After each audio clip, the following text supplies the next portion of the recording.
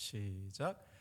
바나바가 사울을 찾으러 다소에 가서 만남에 안디옥에 데리고 와서 둘이 교회에 1년간 모여 있어 큰 무리를 가르쳤고, 제자들이 안디옥에서 비로소 그리스도인이라 일컬음을 받게 되었더라.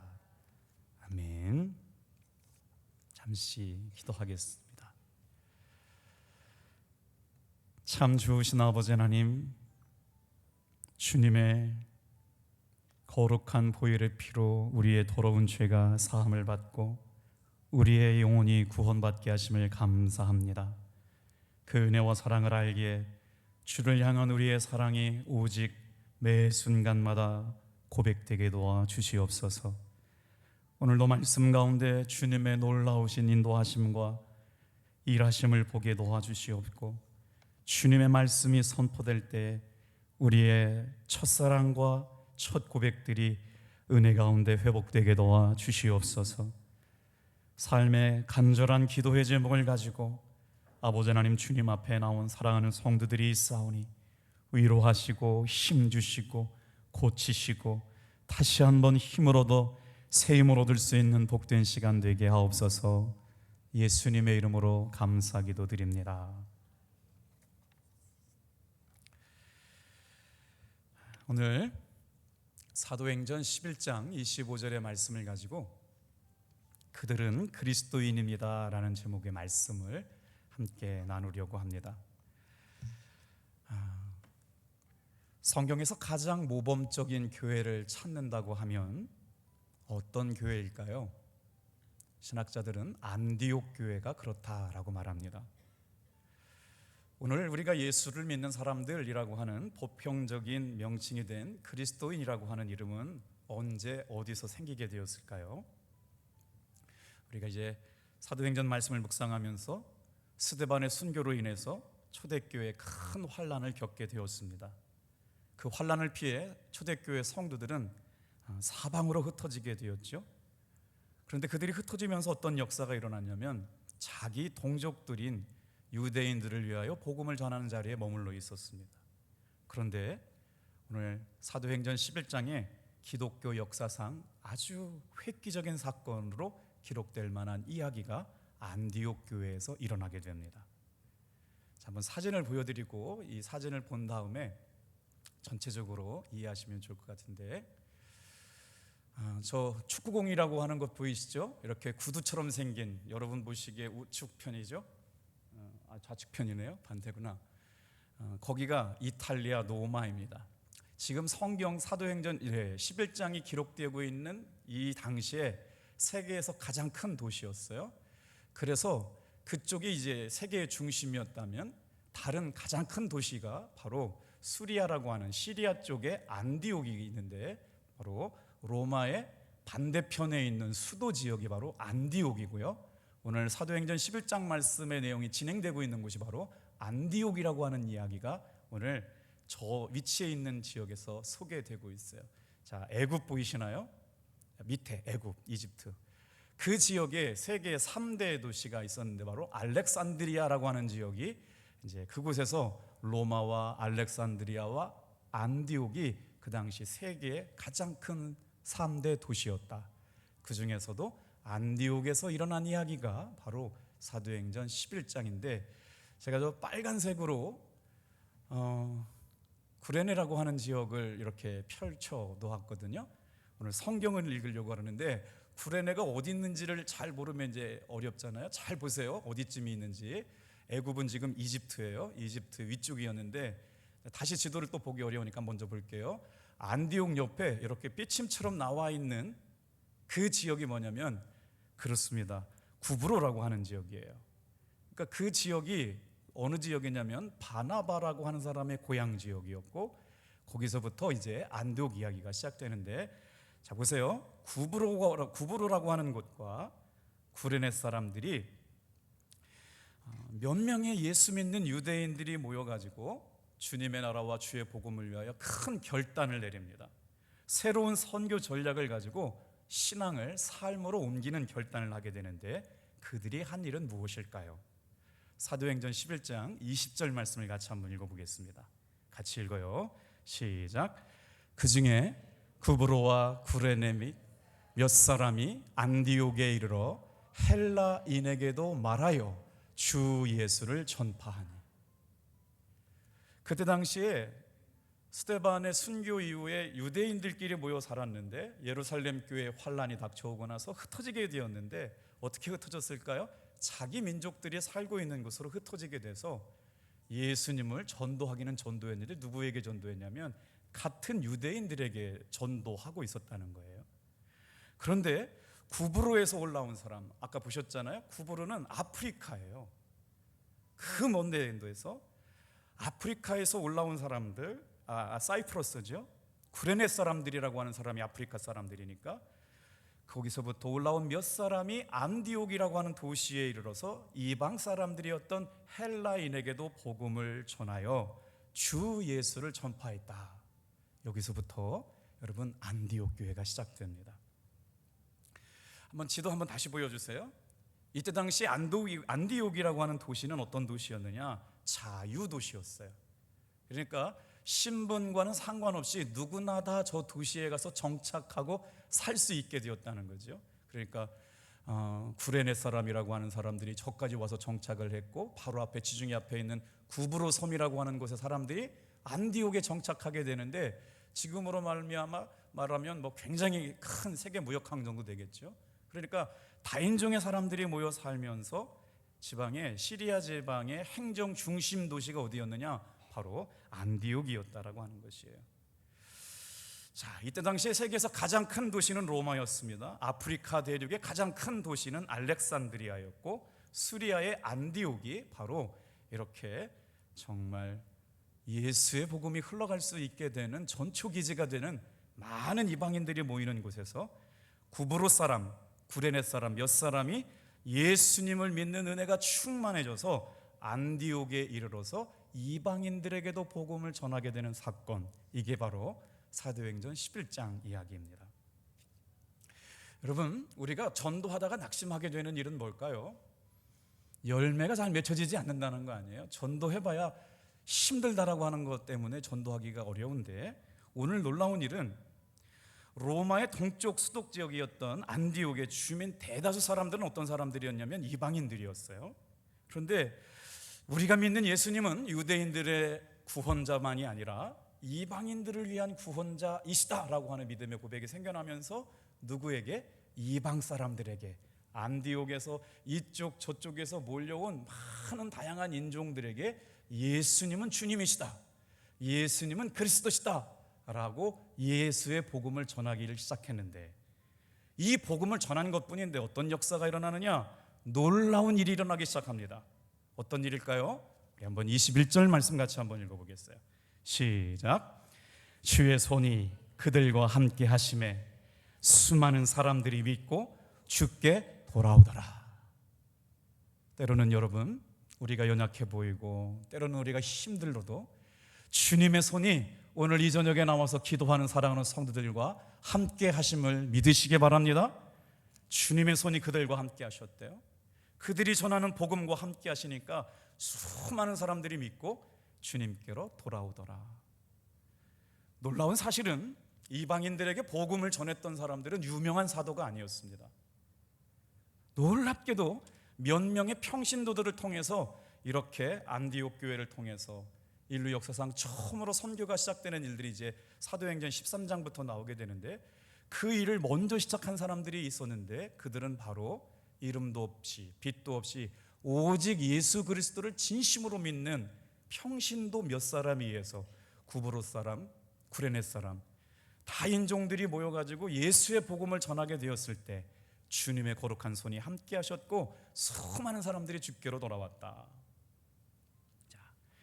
그런데 여러분 이때 중요한 관계를 맺고 있었던 교회가 있었는데 그 교회 이름이 바로 뭘까요? 처음 교회가 생겼던 예루살렘 교회였잖아요. 이때 당시에 그러면 안디옥 교회가 개척이 되었을 때 예루살렘 교회는 뭘 하고 있었을까요? 예루살렘 교회 지도자들은요 그때까지만 해도 이방 전도나 선교에 대해서 그렇게 관심 갖지 않았습니다. 이방인 전도를 거부하기까지 했고 할례받지 않은 사람들이 예수 믿는 것에 대해서 불편한 마음을 갖고 있었는데 어떤 역사가 일어났어요?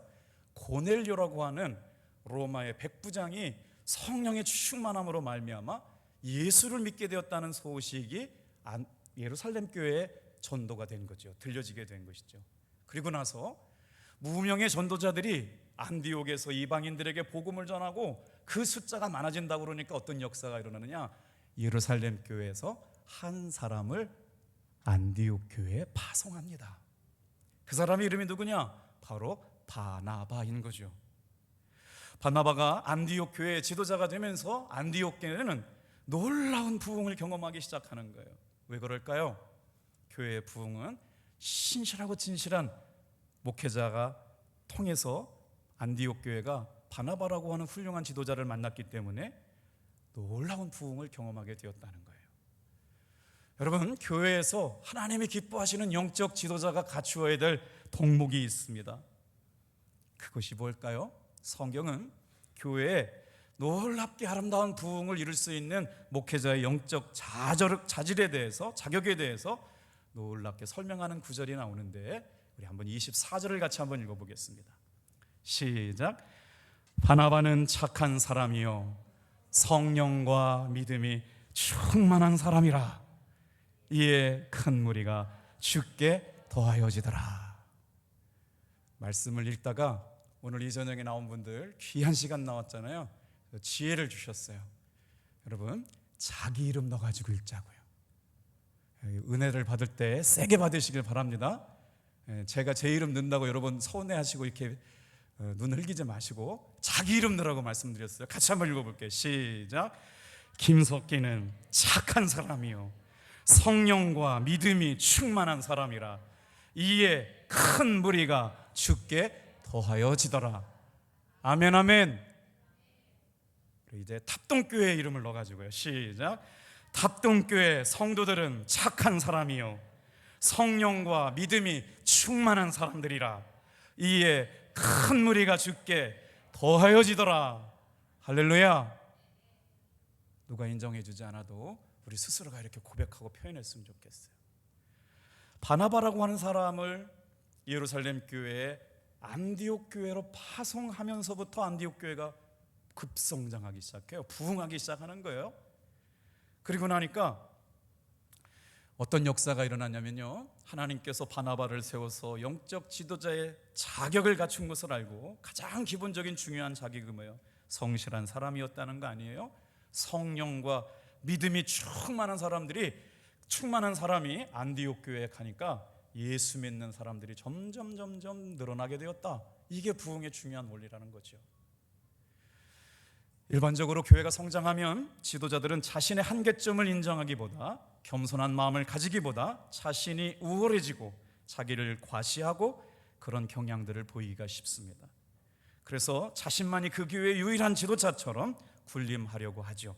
그러나 바나바는 다른 유형의 지도자였어요. 훌륭한 인격자였고 아름다운 믿음의 리더였는데 그는 놀랍게도 자신의 부족함을 인정하는 지도자였어요. 교회가 날마다 부흥되니까 혼자서 감당하지 못하겠다는 걸 자각하고 나서 사람을 찾습니다. 우리 교회도 마찬가지예요. 우리 장로님들도 우리 성도님들도 모든 성도들이 함께 마음을 합할 때 여러분 역사가 일어나게 될 줄로 믿습니다. 그때 등장하는 사람이 있어요. 그리고 바나바가 자기가 혼자 이 일을 다 감당해서 안디옥 교회가 부흥했다고 얘기하지 않고 사람을 찾아 나섭니다. 중요한 결단을 하게 되는데 안디옥 교회가 부흥되지만 바나바는 자신의 부족함을 인정하고 중요한 결단을 내려요. 어디에 나오느냐? 25절 26절에 나옵니다. 같이 한번 읽어볼게요. 시작. 바나바가 사울을 찾으러 다소에 가서 만남에 안디옥에 데리고 와서 둘이 교회에 1년간 모여 있어 큰 무리를 가르쳤고 제자들이 안디옥에서 비로소 그리스도인이라 일컬음을 받게 되었더라. 오늘 이 말씀을 묵상하다 보니까 이런 말씀이 나와요. 예수를 믿고 따르는 사람들의 별명이 붙여졌거든요. 그리스도인이라고 하는 이름은 교회 안에서 붙여진 이름이 아니고요, 예수를 믿고 따라가는 사람들을 보고 저 사람들은 예수에 속한 사람들이야, 그들은 예수를 닮은 사람들이야 라고 별명 붙여주었는데, 누가 별명 붙여주었느냐? 안디옥에 살고 있었던 예수 믿는 사람들의 이웃들이 붙여준 별명이었다는 거예요. 누가 우리 탑동교회 그리스도인들이 라고 하면 누가 이름 붙여주느냐? 당진에 살고 있는 당진 시민들이 저 사람은 진짜 예수 믿는 사람이야 라고 이름 붙여주었다라고 하는 것이죠. 이 세상 사람들이 그들을 보고 예수를 보았다는 겁니다. 오늘 우리에게 소망이 있다면 우리를 보고 그들이 저 사람들은 예수를 닮은 사람들이라고 얘기하게 되면 안디옥교처럼 놀라운 부흥이 일어나게 될 줄로 믿습니다. 그들은 그리스도인입니다. 예수에게 속한 사람입니다. 예수를 닮은 사람들입니다. 예수를 드러내는 사람들입니다. 이렇게 되니까 어떤 역사가 일어났어요? 레바논 지역의 베니게라고 하는 곳에도 복음이 전해지고, 사이프러스라고 하는 섬에도 복음이 증거되는데, 아까 우리 지도가 봤던 이렇게 안디옥 바로 건너편에 있던 섬 하나가 있었는데, 이게 사이프러스라고 그러고 구브루라고 하는데 바나바라고 하는 사람의 고향이었던 거죠. 구레네라고 한 저 먼 아프리카 지역에까지 예수의 십자가를 지고 대신 간 시몬의 고향이 바로 여러분 구레네잖아요. 구레네 사람이 예수를 믿고 돌아오게 되는 놀라운 역사가 일어나게 되죠. 스데반의 순교 이후에 핍박에 대한 두려움으로 흩어졌던 성도들이 오히려 복음의 열심을 가지고 더 많은 곳에, 세계 각각 곳곳에 말씀이 퍼져나가는 놀라운 은혜가 있었던 것이죠. 이것을 뭐라고 그러느냐? 하나님의 섭리라고 그럽니다. 그리스도인들은 삶의 위기 앞에서, 고난 앞에서 어려움을 당한다고 쉽게 포기하거나 낙심하거나 절망할 필요가 없습니다. 하나님은 그 위기를 통해서 전화위복 시키시는 분이기 때문인 줄로 믿어요. 우리가 시편 말씀을 묵상하면서 제가 어제 시편 120편 말씀을 묵상하다가 우리가 사는 삶에는 언제든지 위기가 다가옵니다. 정치적인 위기, 경제적인 위기, 가정의 위기, 건강의 위기. 오늘 예배 시간 30분 전에도 한 집사님이 지금 병원을 가고 있어요. 담낭이라고 하는 곳에 염증이 생겨가지고 목사님 너무 힘듭니다. 오늘 예배 참석 못하고 병원에 간다고 지금 고려대병원을 가고 있거든요. 근데 정말 감사하죠. 몸이 아픈데 남편이 지금 외국으로 출장을 가가지고 혼자 있거든요. 그랬더니 우리 교회 권사님 같은 속도원들이 지금 같이 지금 서울의 병원에 가서 치료를 위해 가지고 가고 있어요. 여러분, 이런 위기를 만날 때마다 정말 옆에 있는 성도가 함께 있다는 것, 은혜를 나누고 삶을 나누고 말씀을 나누는 성도들, 진짜 그리스도인들이 되기를 축복합니다. 위기라고 하는 단어는 위험을 뜻하는 위자와 기회와 계기를 뜻하는 여러분 합성어입니다. 그러니까 위기라고 하는 건 위험이 닥쳤다는 말과 기회가 될 수 있다라고 하는 기회가 되는 위기라는 말이죠. 그래서 유대인들은 말이에요, 위기라는 말을 마쉬베르라고 불렀대요. 마쉬베르라고 하는 말은 뭐냐면 산모가 아이를 출산할 때 앉아있던 의자를 가리키는 말인데, 마쉬베르. 지금 아이를 낳기 위해서 고통 중에 있지만 이 고통이 지나고 나서 아이를 탄생하게 되면 생명을 얻게 되는 기쁨을 누리게 되는 것이죠. 사랑하는 성도 여러분, 지금 예루살렘 교회 성도들은 박해와 순교의 시간들을 지나가면서 인생에 정말 위기를 만나고 흩어지게 되었지만 하나님께서는 그 일을 통하여 복음이 증거되는 놀라운 기회로 사용하시는 줄로 믿습니다.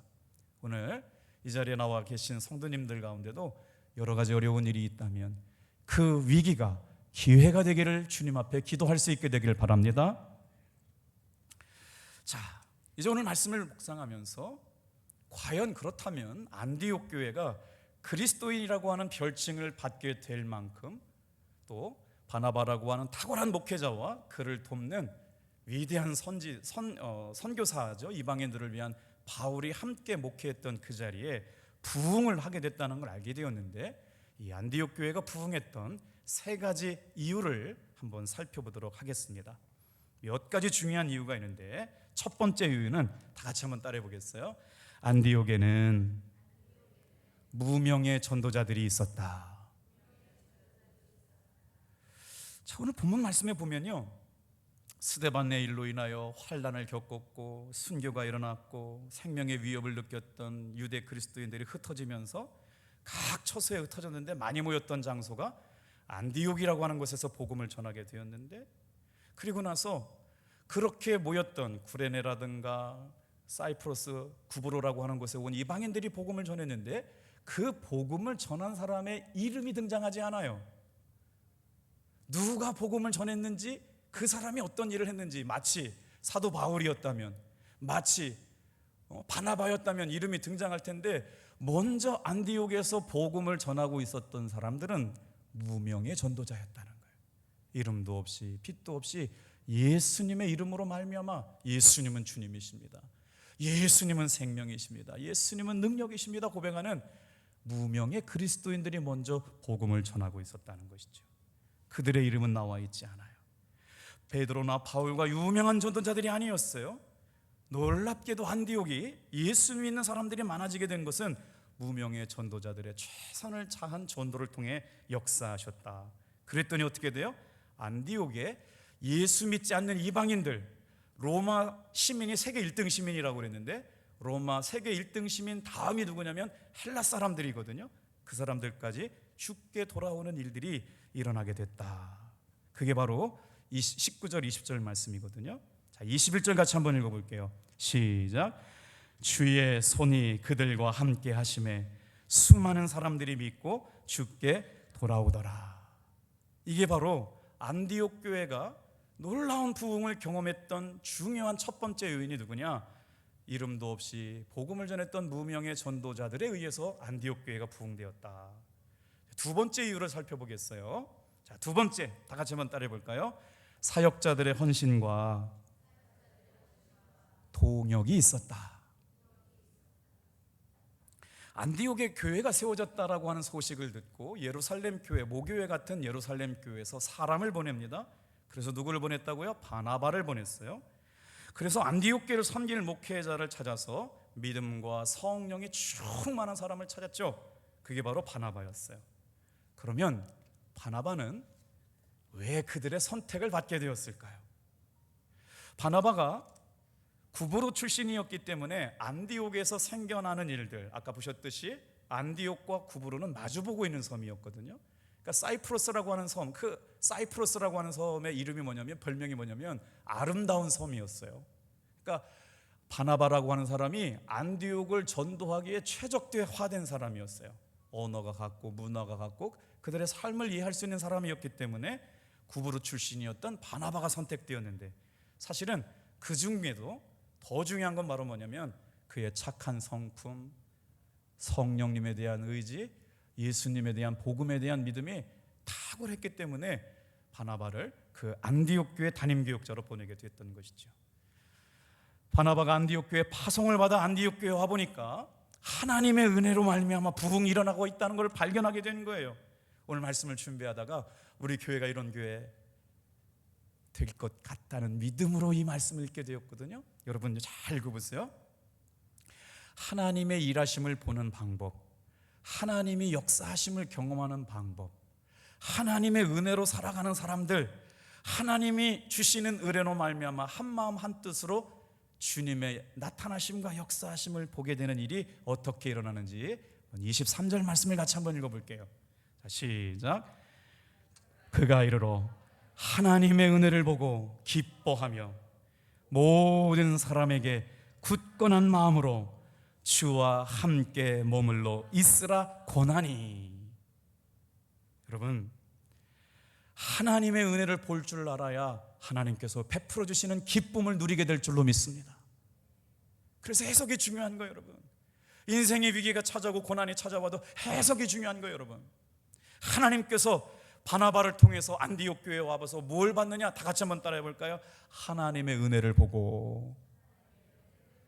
오늘 이 저녁에 귀한 시간 내서 새벽 저녁 기도에 나오신 사랑하는 성도 여러분, 신앙생활할 때마다 하나님의 은혜를 보시기를 바랍니다.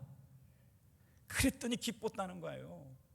신앙생활 가운데 여러분 놓칠 것 많지만 특별히 하나님의 은혜를 바라보는 믿음을 놓치지 않게 바랍니다.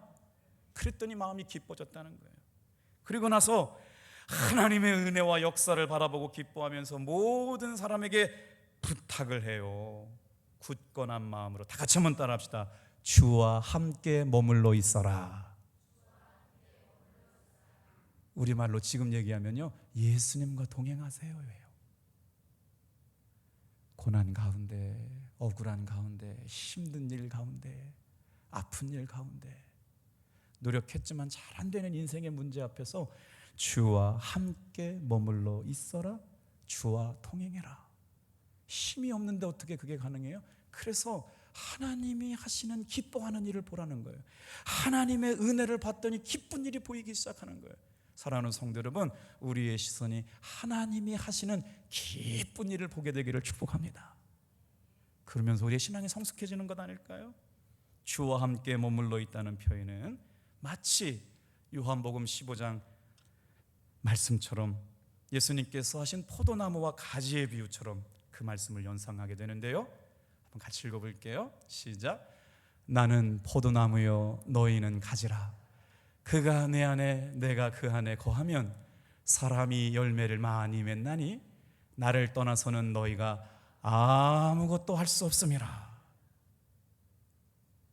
바나바의 위대한 점은요, 주님의 일을 혼자 하려고 하지 않았다는 거예요. 누구랑 같이 했어요? 동역자랑 같이 했어요. 우리 교회 내 모든 기관과 부서마가 여러분 사역자와 함께 동역할 수 있기를 바랍니다. 함께 헌신하는 거예요. 함께 노력하고 잘했다고 인정해주고 고생했다고 격려해주고 힘들고 눈물 날 때는 같이 울어주고, 지금처럼 급하게 토요일부터 아프셨대요. 그래서 집에서 영상을 보고 예배를 드렸는데 오늘 갑자기 너무 아파가지고 담낭에 염증이 생겨서 주사를 맞고 수액을 맞으면 이게 이렇게 부었던 게 가라앉으면 수술을 해야 될지 안 해야 될지 잘 모르게 되는데 정말 감사한 거 아닙니까? 남편이 외국에 나가는데 누가 운전해가지고 병원을 가요? 막 끙끙끙끙 앓고 왔단 말이에요. 그런데 속회 식구들이 같이 왔어요. 여러분, 속회 소그룹을 귀하게 여기시길 바랍니다. 얼마나 감사한지 몰라요. 혼자 주의 일을 감당하다가는 실패하지만 생명권 동역자들과 함께 동역하니까 안디옥 교회는요 놀라운 부흥을 경험했다는 거 아니에요. 바나바가 자신의 연약함을 머릿속에 떠오르고 도움을 청하기 위하여 한 사람을 생각했어요. 그게 누구였어요? 사울이었습니다. 그때만 해도 예루살렘 교회에서나 다른 사역지에서 여러분 사울을 인정하려고 하지 않았어요. 그래서 어디 갔느냐? 사울은 지금 다소라고 하는 자신의 고향에 들어가서 복음을 전하고 있었단 말이에요. 그런데 안디옥 교회가 막 폭발적인 부흥이 일어나요. 예수의 복음이 흥황해서 점점 하나님을 기쁘시게 하는 역사가 일어나고 새 가족들이 모여와요. 여러분, 그런데 어떻게 됐어요? 새 가족이 모여오면 뭐 어떻게 해요? 정착을 시켜야 되잖아요. 혼자는 감당이 안 되는 거예요. 모든 성도들이 함께 힘을 합해야 되는데 사도 바울이 부족해서 누구를 찾으러 가느냐? 다소라고 하는 곳에 한번 지도 한번 보여줄까요? 자, 지금 보시고 있는 지도 왼쪽 편에가 아까 처음 지도가 더 어울려요. 권사님 죄송해요. 처음 지도를 한번 띄워줘 보세요. 자, 저기 있잖아요. 이렇게 빈침으로 나와 있는 곳이 지중해 연안의 사이프러스라고 하는 구브로라고 하는 지역인데 거기가 바나바 고향이라고 그랬잖아요. 그 지역이 안디옥이에요. 안디옥에서 시리아 안디옥인데 거기서 지금 다소에 사울이 있어요. 그렇죠? 다소가 지금 화살표 잘 안 보이는데 거기까지가 바나바가 사울을 찾으러 간 거리예요. 몇 킬로미터나 되느냐? 놀랍게도요 243km예요.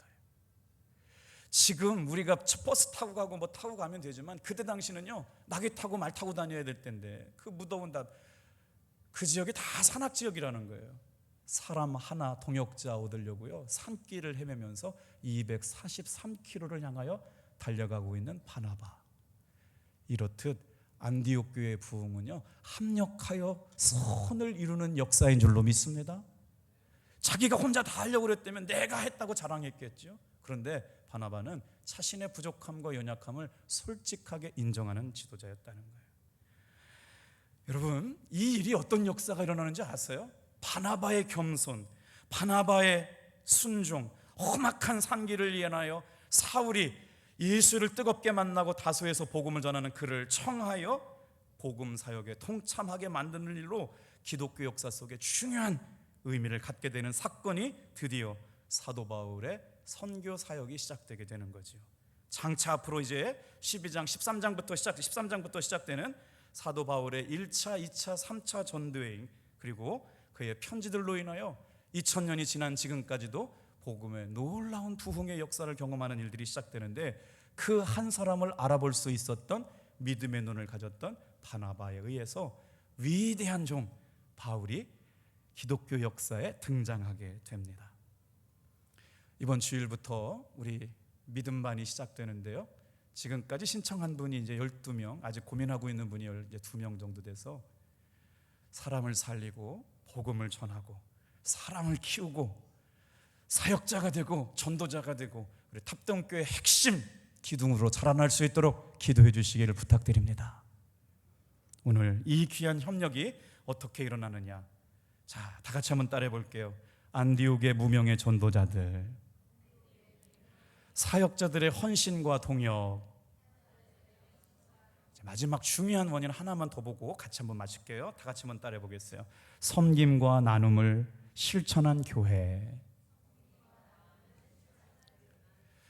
자, 초대교회는요, 구약시대처럼 선지자로 부름을 받은 소수의 사람들이 하나님의 말씀을 받아서 특별하게 예언하고 계시하는 사람들이 있었어요. 계시라고 하는 건 뭐예요? 하나님의 말씀을 통해서 앞으로 일어날 일들을 예언하고 미리 가서 보고 온 것처럼 말씀으로 하나님의 뜻을 분별하는 사람들이 있었거든요. 그 지역에 예루살렘에서 몇몇 예언자들이 안디옥으로 내려왔는데 그 중에 아가보라고 하는 예언자가 내려왔어요. 뭐라고 얘기했느냐? 안디옥에 내려와서 온 천하에 기근이 들 것이라고 예언했는데 이 예언이 맞아들었어요. 그래서 그때 당시에 로마의 제4대 황제였던 글라우디오 황제 때 큰 기근이 드러났어요. 지금도 이렇게 코로나19로 팬데믹이 오니까 전 세계의 경제가 휘청거리잖아요. 서울도 마찬가지만 지방도 어렵고, 우리 성도님들 신방에 보면 너무너무 경기가 어렵다고 말씀하시는데, 그 아가보라고 하는 예언자가 예언한 그 예언대로 온 천하에 기근이 들었다는 거예요. 예루살렘뿐만 아니라 안디옥에도 기근 들었겠죠. 그런데 여러분, 예수의 복음이 어떻게 흘러가는지를 보면 너무 신기해요. 예루살렘에게 기근이 들었다는 얘기를 듣고 이방 사람들이 예루살렘 교회 성도들을 위하여 여러분 어떻게 했는지를 한번 볼게요. 28절, 29절, 30절이요. 자, 같이 한번 읽어보겠어요. 시작. 그 중에 아가보라 하는 한 사람이 일어나 성령으로 말하되 천하에 큰 흉년이 들리라 하더니 글라우디오 때에 그렇게 되니라. 제자들이 각각 그 힘대로 유다에 사는 형제들에게 부조를 보내기로 작정하고 이를 실행하여 바나바와 사울의 손으로 장로들에게 보내니라. 어떤 일이 안디옥 교회를 부흥하게 만들었어요? 삶의 고난과 어려움과 위기를 만난 성도들을 예수님의 사랑으로 섬김과 나눔을 실천했던 예루살렘 교회, 안디옥 교회 성도들로 인하여 여러분 안디옥 교회는 점점 부흥하는 교회가 된 줄로 믿습니다. 실제로 로마 황제, 4대 황제였던 글라우디오 황제 때 그가 통치했던 시기가 AD 41년에서 AD 54년경에 큰 지진이 있었다는 거예요. 전쟁이나 기근, 전염병은 그때나 지금이나 세계적인 재앙으로 많은 사람들이 죽게 되는데 그 피해가 고대사회였던 그때는 얼마나 더 컸을까요? 어려움을 겪고 있던 예루살렘 교회를 위하여 이방 사람들이 헌금을 내서 돕게 되는 아름다운 이야기. 사랑하는 성도 여러분, 우리 교회가 안디옥 교회와 같아서 무명의 전도자들이 일어나서 하나님을 기쁘시게 하고 그들이 정착하고 세임을 얻고 예수의 사람으로 변화될 수 있도록 함께 부르심을 받은 사역자들이 헌신하며 동역하고 그들을 섬기는 사랑과 나눔을 실천하는 교회가 될 때 우리 교회도 안디옥 교회 같은 교회가 될 줄로 믿습니다. 여러분은 오늘 어떤 그리스도인으로 불려지기를 원하시나요? 기도하겠습니다.